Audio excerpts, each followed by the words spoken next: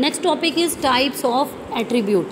Chapter number 4 में का जो सेकंड टॉपिक है वो हमारा है types of attributes. Previous lectures में हमने देखा कि एट्रीब्यूट्स क्या हैं और एंटिटी क्लास क्या है, एंटिटी इंस्टेंस क्या है, एट्रीब्यूट की डोमेन क्या है। आज की ये जो लेक्चर है इस पार्ट में हमने देखना है जी टाइप्स ऑफ एट्रीब्यूट्स किस किस तरह के हैं। कुछ एट्रीब्यूट्स वही हैं जो हम सेकेंड ईयर लेवल पे पढ़ के आते हैं, लेकिन कुछ आपको यहाँ न्यू भी मिलेंगे। तो सबसे पहला एट्रीब्यूट है जी सिंपल एट्रीब्यूट। और इस डायग्राम में देखें पर्सन रेक्टेंगल में लिखा हुआ है। रेक्टेंगल को रिप्रेजेंट करते हैं एंटिटी के लिए, ठीक है। जब भी हमने एंटिटी या किसी टेबल का नाम या डायग्राम में शो करवाना है तो हम उसे एक रेक्टेंगल के अंदर लिखते हैं। उस रेक्टेंगल से जब एक लाइन लिंक होगी और ओवल बना होगा, इसका मतलब है वो उस टेबल का एट्रीब्यूट है, वो उस एंटिटी का एट्रीब्यूट है, वो उस टेबल का एक कॉलम है, ठीक है। पर्सन के टेबल में जेंडर का एक कॉलम हो सकता है, स्टूडेंट के टेबल में जो है वो नेम का या मार्क्स का एक कॉलम हो सकता है। अब हमने बात करनी है एट्रीब्यूट पे। ये तो नोटेशन मैंने आपको समझा दी। अब हम बात करेंगे एट्रीब्यूट पे। सिंपल एट्रीब्यूट एक ऐसा एट्रीब्यूट होता है which can not be divided into smaller components, also known as atomic attribute. Atomic का मतलब होता है 1। एक ऐसा एट्रीब्यूट जिसकी सिर्फ एक ही वैल्यू हो सकती है, नोन एज एटॉमिक एट्रीब्यूट। अब देखें ना, जेंडर डिवाइड तो नहीं हो सकता, या कोई मेल होगा या फीमेल। मार्क्स एक ही होंगे स्टूडेंट के, वो भी डिवाइड नहीं हो सकते।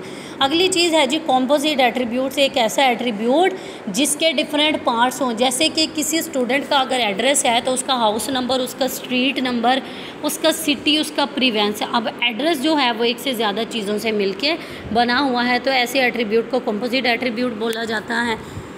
नेक्स्ट जो एट्रीब्यूट है, और कंपोजिट एट्रीब्यूट को शो करवाने का क्या तरीका है, आप जो हैं वो उस मेन एट्रीब्यूट को दरमियान में रखेंगे और फिर उससे लिंक्स निकालेंगे जो बाकी एट्रीब्यूट्स बनते हैं, जैसे एड्रेस से सिटी, स्ट्रीट और कंट्री का बनता है।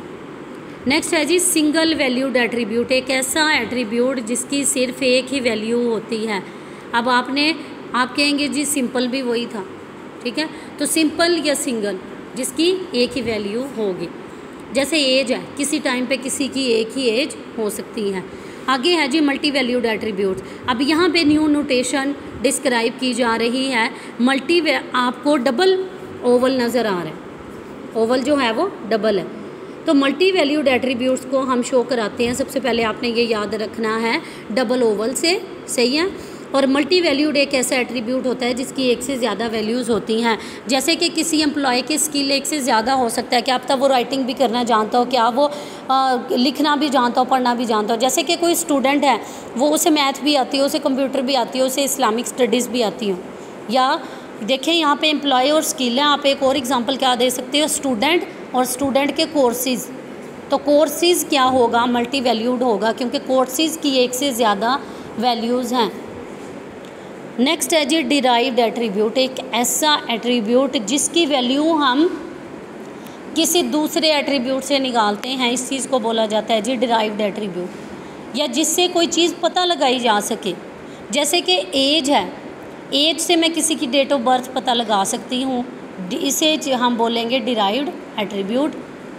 या किसी स्टूडेंट का ग्रेड हो, अगर किसी स्टूडेंट के ग्रेड में लिखा हुआ है फेल, तो मैं क्या डिराइव कर सकती हूँ, वो एक पुअर स्टूडेंट होगा, वो एक नालायक स्टूडेंट होगा, ये रिस्पॉन्सिबल होगा।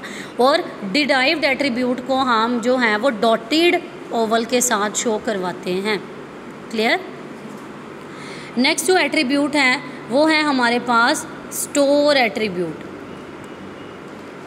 Store attribute is an attribute which are stored in databases. Almost all attribute save into the databases. इसका मतलब है जितने ऊपर पड़े हैं उन सबको हम स्टोर एट्रीब्यूट भी कह सकते हैं, क्योंकि वो सारे के सारे डेटाबेसेस में स्टोर होते हैं। Base attribute. नेक्स्ट है जी base attribute. Base attribute is another name of stored attribute. Stored attribute को ही क्या बोला जाता है, बेस एट्रीब्यूट बोला जाता है। आगे लास्ट दो रह गए जी एट्रीब्यूट्स की टाइप, रिक्वायर्ड और ऑप्शनल। रिक्वायर्ड और ऑप्शनल।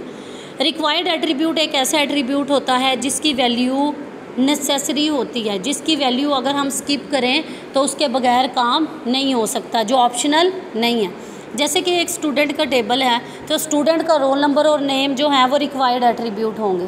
क्या होंगे? रिक्वायर्ड एट्रीब्यूट होंगे। अगर नेम और रोल नंबर नहीं है तो फिर स्टूडेंट के रिकॉर्ड मीनिंगफुल नहीं होगा।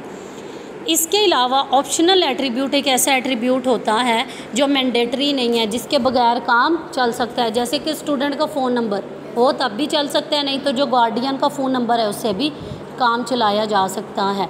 तो ये 2 टॉपिक्स आपने करने हैं कि एट्रीब्यूट्स जो हैं वो किस किस टाइप के हैं। और प्रीवियस लेक्चर्स में हमने देखा था कि एट्रीब्यूट क्या है, एंटिटी क्लास क्या है और एंटिटी एट्रीब्यूट्स जो हैं वो क्या हैं।